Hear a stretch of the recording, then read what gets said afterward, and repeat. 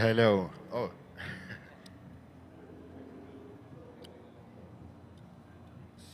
so is somebody the captain here, or should we take the rudder? Yeah. Okay. Hi, I'm Amelia from twinmusics.com. I'm going to ask you our signature question. If you could have any band perform one of your songs, which band would it be? Which song would it be? And would it be in your style or their style? Could you put up? I heard the question, but if you could raise it a bit. A hard question. That's a really tough one, actually. Yeah. So we should probably pick something unexpected. So Simon and Garfunkel, maybe? Yeah, I don't know. Yeah. They could probably do wonders with any one of our songs. Though. That's what I was Yeah. thinking too. So yeah, well, do you have any? No. No idea. And No, a I mean, song- okay. It's a hard, really hard No, question. I don't Yeah.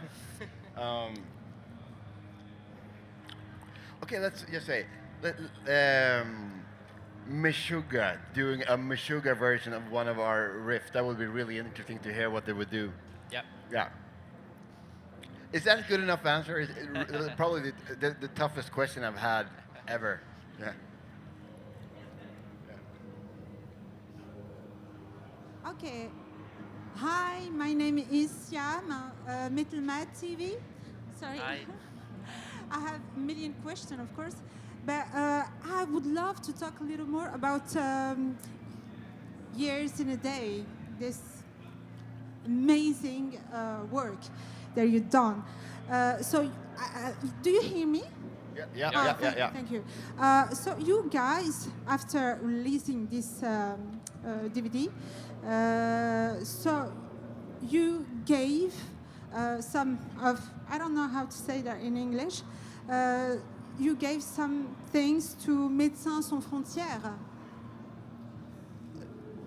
I don't think that Médecins Sans Frontières. Oh, yeah. So Yeah, yeah. that was amazing. I mean, we cannot hear that, everywhere. Every band has, of course, its own sensitivity. So how? Wow. I mean, that's amazing, guys. Is it? Work with Médecins Sans Frontières, Yeah, of I mean, course.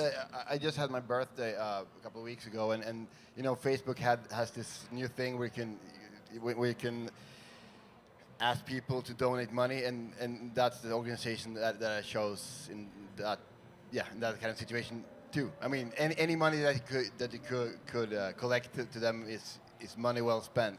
I mean, for me, that's an organization that it's secular and a humanist organization that work all around the world, and they do a lot of great work. For example, in Yemen, that was not an issue when we released that DVD, but it is now, and that's definitely one of the most important organizations. Well, they're doing a lot of important work all around the globe, and they deserve all the support that they can get. So any little thing that we can do to help, I mean, yeah. Hi there, guys. Joseph from Loud TV over here. With your recent signing to Metal Blade, what are you guys hoping to see different or change from what you had before?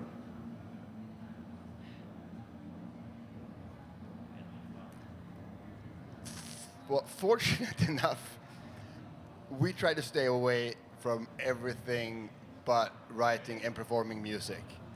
And I mean, apart from Metal Blade being an organization that has been around for decades, I mean, hopefully we will notice it as little as possible when it comes to what we do, because we are in a fortunate position to have other people taking care of that boring stuff. But for me personally, I mean, it's really an honor to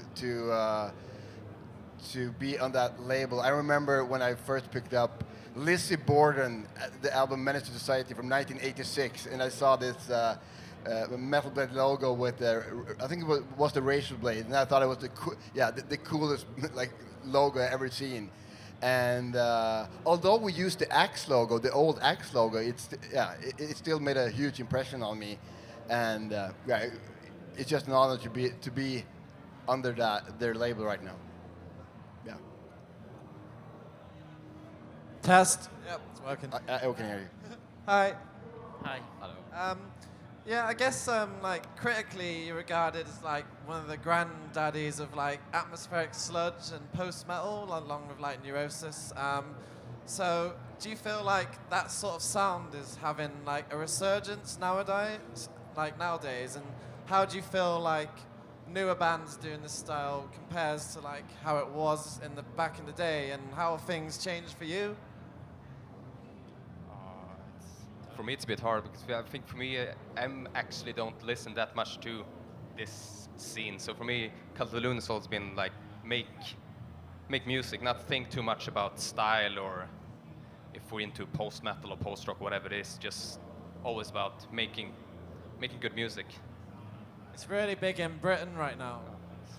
Yeah, I'm not really aware of where the winds are going right now. All I do remember is that there was some kind of an influx of bands in like late, what do you say, late zeros? Well, Late 90s? no, not late 90s, late 00-ish. Well, during that time there was a lot of bands coming out. A lot of people obviously discovered the delay pedal and and starting playing this kind of stuff. I guess it has been on a decline since then, but like me personally, I have no idea. I need people to send me new music because I don't have my ear to the ground anymore. Can I chat with you after this? Yes, please. Cool. Yeah, That's give me a always list. been the thing, though, with us. We are such a diverse bunch of people when it comes to listening to music and also performing with other stuff. So that it's really an amalgamation of what we are, and it's not really linked to other bands in the same genre intentionally. Of course, we will sound like other stuff. That's not what I'm saying, but it's nothing that we sort of take into consideration when we make our music. Hi, I'm Harrison from twinmusics.com, and I was wondering if you could tell us about the instruments and the setup you guys have on stage compared to the setup you would have in the studio. I mean that we could go down on details, but I mean How geeky do you want to get? Yeah, exactly. Yeah. How long do you want this press conference to get? I guess we try somehow to like. Of course, we add sometimes some extra elements in the studio, but I think it's always been we don't fan of like using a lot of backtracks and stuff like that. So we always try to make the songs we do in the studio work live too. So not forced to like add extra elements in backtracks and stuff like that. So kind of similar live than to the studio. But I mean, there's a lot of stuff, especially when it comes to the keyboards on the new record, where Christian play like organs that you obviously cannot bring on tour. Not yet. Yeah, Not yet. Yeah, not yet. Or like things like Leslie's, which are like pretty much to bring on tour. And But also, like when we are recording and working in the studio, we try to be pretty free from boundaries when it comes to what. I mean, if I, for example, would be, although we are two drummers, so we have 4 arms, but anyway, we try to maximize whatever we need to so that the song is sounding the way we want it to. And then we have to deal with it when we play it live and try to make a live version of it. But when we're in the studio, we do whatever we want just to make the songs as good as they can be. So, yeah. but we could go into details, though. Yes. Yeah, but we can do that after too. but in general, everything is able to reproduce live. Okay, thank you. Siam again. As an artist, at which level do you feel concerned by the environmental cause, climate change? Do you feel concerned, of course, by the climate change? Oh yeah. Sorry. Oh yes. Yeah. Yes. I was actually thinking about it walking up here. I know that the ocean they had some post. I didn't really understand what happened there, but they had a post on Facebook where their new video that kind of I think the topic is climate change or whatever, and Facebook kind of posted it or labeled it as political. And I was actually thinking of it walking up here that like political. You have different political opinions, but that's opinions. When it comes to climate change, that's not an opinion. That's fact, and that should not be labeled as political because that like, yeah, we have a very small amount of dumbasses that don't believe it, but we also have people that believe that the Earth is flat. So, I mean, it's not a political opinion; it's a fact and something that we need to deal with. Well, we're gonna deal with it either by paying the consequences or taking the consequences or doing something about it.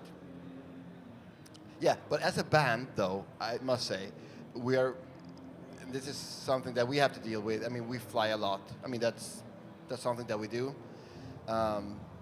We just have to... So unless we can find an environmental friendly way for Yeah. all Hellfest to come to Umeå, it's still better that we come here, I guess. But Yeah. it's an issue for sure. And something that constantly feel guilty about in a way, you know. Yeah.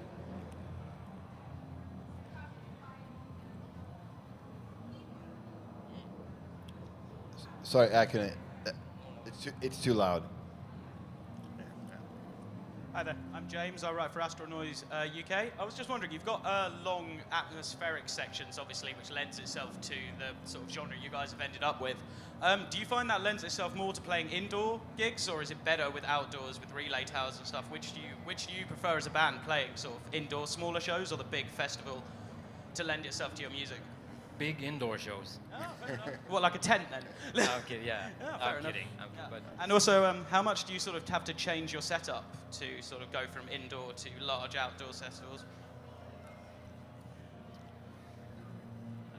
I guess for us on stage, it's not that much to change for us in the band, but I think for our light technician Alexis, he needs to change a lot because I guess he prefers when we play, for example, indoors when it's dark, so we can, because the live show it depends a lot on the light. So Yeah, I mean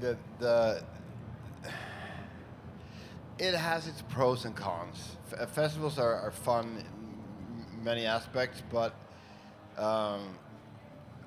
you have limited amount of time of setting up the sound, and it's very stressful just getting everything up to speed. And when we do our own shows, we have hours and hours and hours to sound check and do all the lights and all that. So it has, you know, I don't prefer one over the other, it's just different. Yeah. Hello, Antoine from metallurgy.com. I wanted to know when did you start writing this new album, and how long did it take you to, from first note to the mastering, etc.?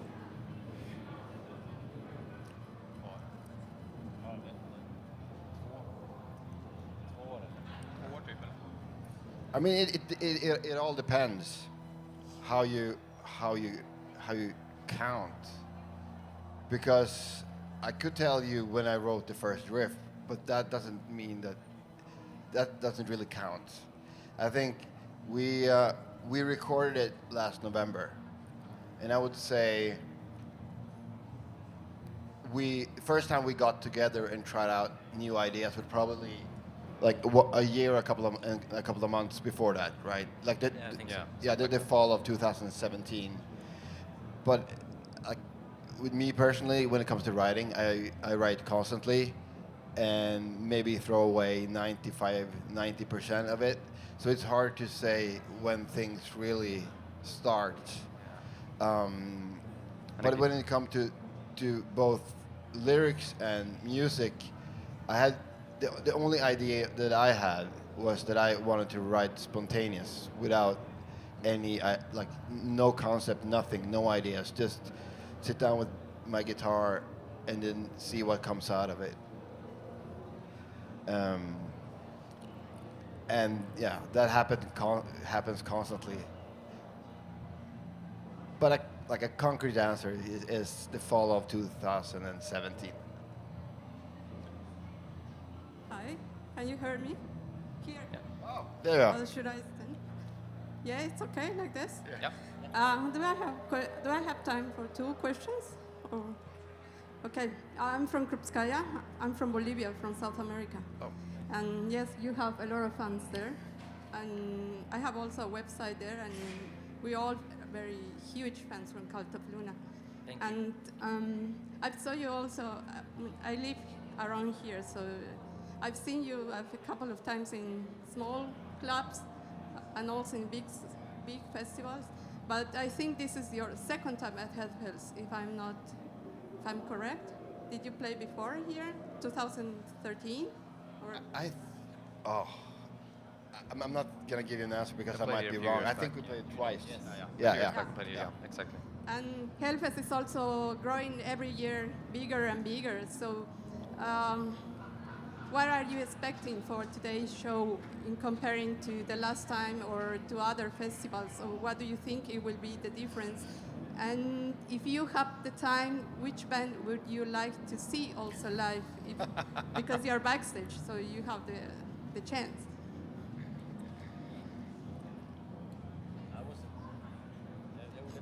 No. Oh yeah, I mean, Hellfest. I mean, there's a lot of big festivals all around Europe, but Hellfest is a bit different. I don't know why, but they are, for some reason they book the best bands. I remember the last time we played, I ran off stage to be able to catch a couple of songs of Morbid Angel playing just the stage next to us.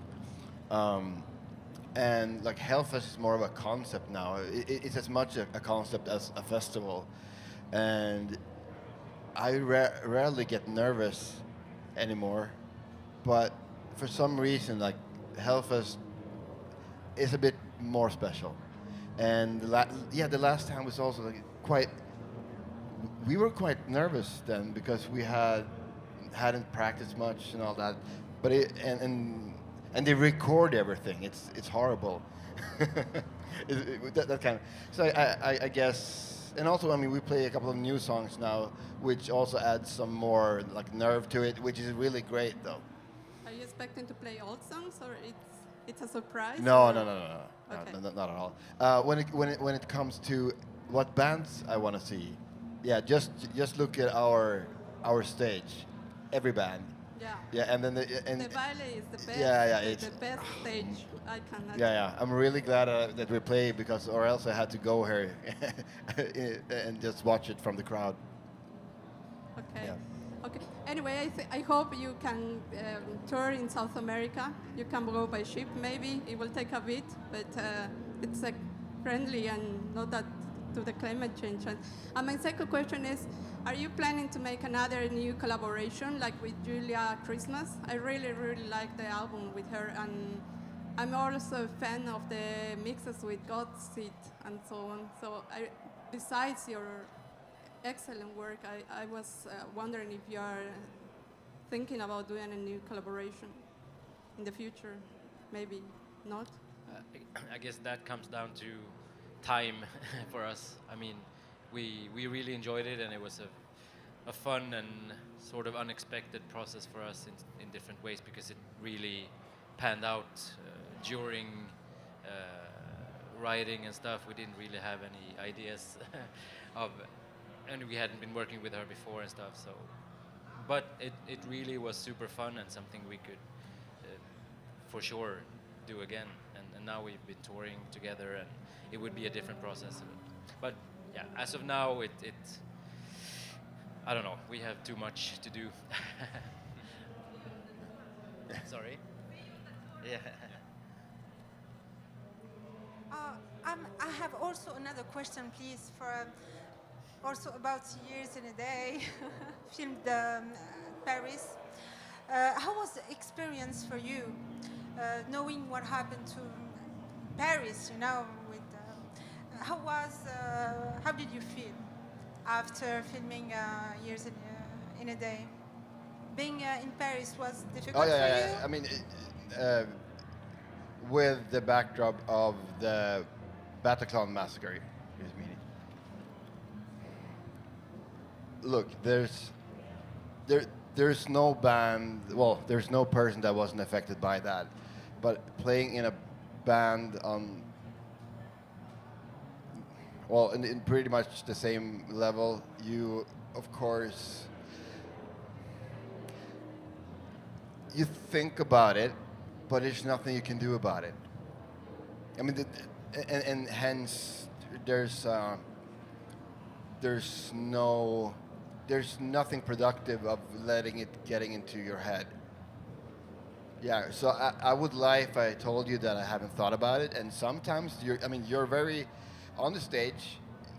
You could be target to anything. But I mean, yeah, I just actually before that show I went to Bataclan because I wanted to see the place for myself, and it was very moving and all that. But yeah, again. We're going to take one last question, third row. Hi, I'm Julian from Radio Metal. I wanted to ask you guys, what has been your approach in terms of sound for the new album, as your song, The Silent Man, seems to have a closer sound with your early albums like Eternal Kingdom or Somewhere Along the Highway. What was your approach in terms of sound? I think we talked quite early that we wanted to make something that sounded a bit more raw and like organic than the previous album. So, and I think also Magnus, who did the mixing, wanted to like focus on making it sound really heavy and really punchy, especially the drums. Put a lot of effort into that on this album. Or else, I don't know. I mean, the sound is also so much a product of the place, the environment you're at, and we had the great pleasure of recording this in an amazing studio in Norway, and almost especially when it comes to drums. Like if you don't have a good room, it's gonna be hard unless you want to spend hours and hours and days of replacing stuff, which we don't. So that was a huge benefit in terms of sound, that we found this great room and they had a great mic park, and it was just a pleasure working there. So. All right, thank you very much. Merci. Tack så mycket. Kul att få lyssna. Tack. Thank Merci. you.